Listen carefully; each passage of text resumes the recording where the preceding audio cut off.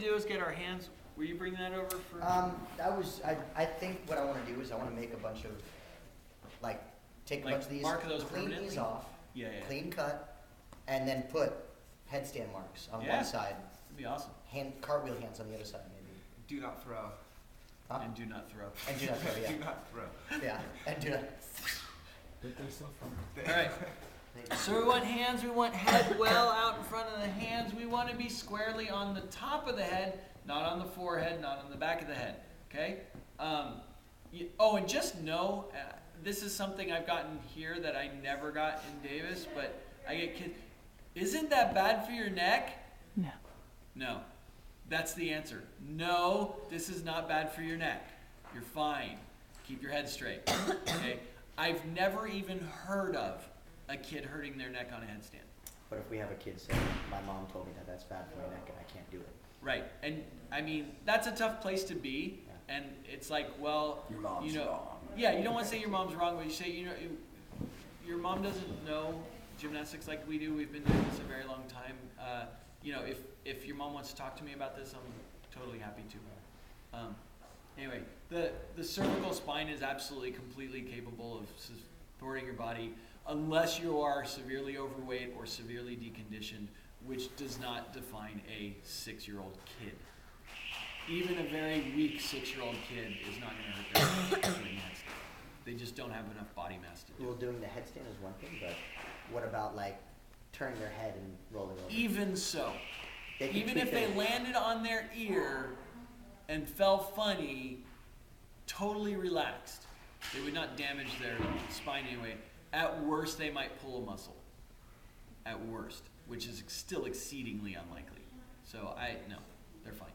Okay, anyway, hands, head out in front, and lift your butt. And don't put your feet off the ground yet. So what we want to do is just get to this and start to find, you see JV's already finding the tipping point. But pull your knees to your elbows. This is the first thing we want to teach, right? We're looking for kind of a straight back, knees in, and then just trying to feel this balance here.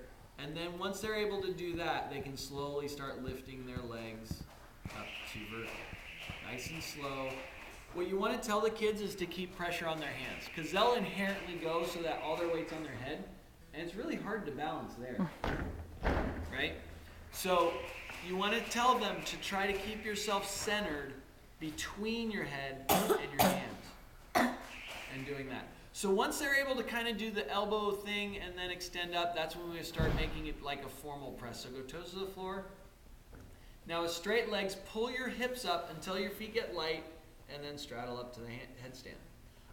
What you'll get a lot of times, go ahead and go down. I want your next one. So do the press, so you get there. And you know how instinctively when you're getting close to headstand, you shift your hips back to the midline? Yeah.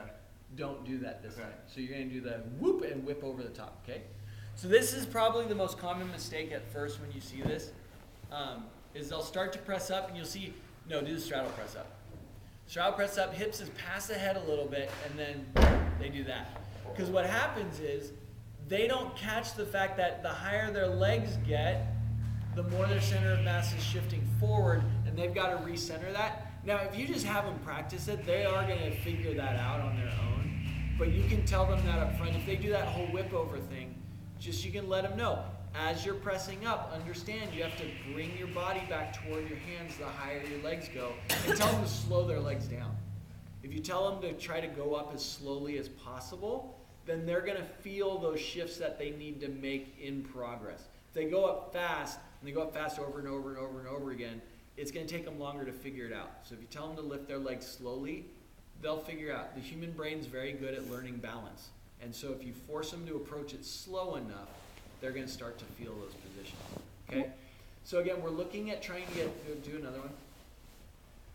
Hip flexion as much as possible. I want to pull that in close first. I know JV's flexibility isn't the greatest in the world.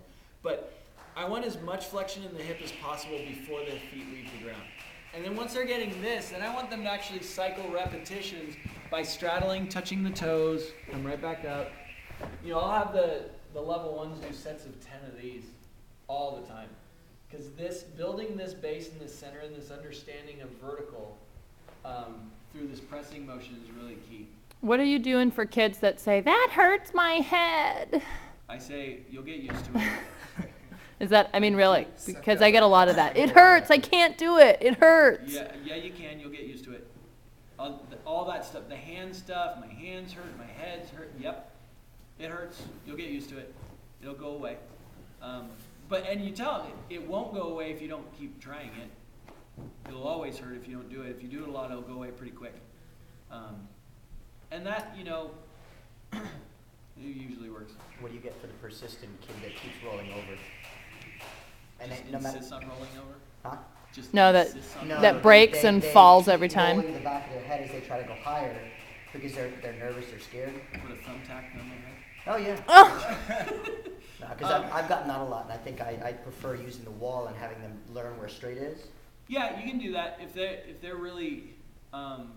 It's just learning what that erect spine and neck tall Yeah. should be on the top of your head. And you can do it kind of sitting without doing the headstand part. Have them just do this and push on their head, and teach them kind of what it feels like. But yeah, the mat idea is not bad. Not the wall, but like a block is always I prefer better. Yeah. Because if you start putting your feet against the wall, Yeah. that's encouraging a bad habit. But That's it was so easy for me to do that because that was way easier than to counterbalance. Yeah, it blocks right because it blocks the back but doesn't block your feet. They'll still go over if they shoot their feet. so they still have to learn to find ground. Exactly. So that, and then again, the press headstand is the bridge to the press handstand. And really it's an extension of the exact same motion. So that's really where we want to start building that from. Is that clear? Good? Questions? You can use that in warm-ups. You can use it in conditioning. You can have it as a station. Use them all over the place. And it's more time spent upside down, which is always good. The kids will be upside down a lot.